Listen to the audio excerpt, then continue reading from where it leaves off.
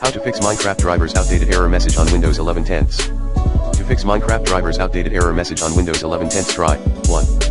Update your graphics drivers using the recommended Avast driver updater in this video guide. 2.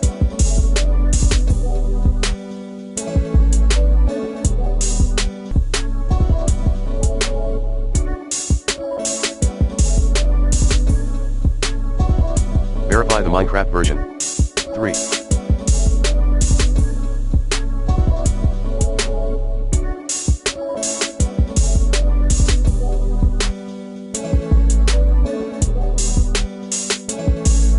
Update Windows. 4. Change GPU settings, display settings, display multiple displays. Try the Microsoft Store app, for Bedrock, or the desktop app, for Java Edition. Set high performance to Minecraft Launcher.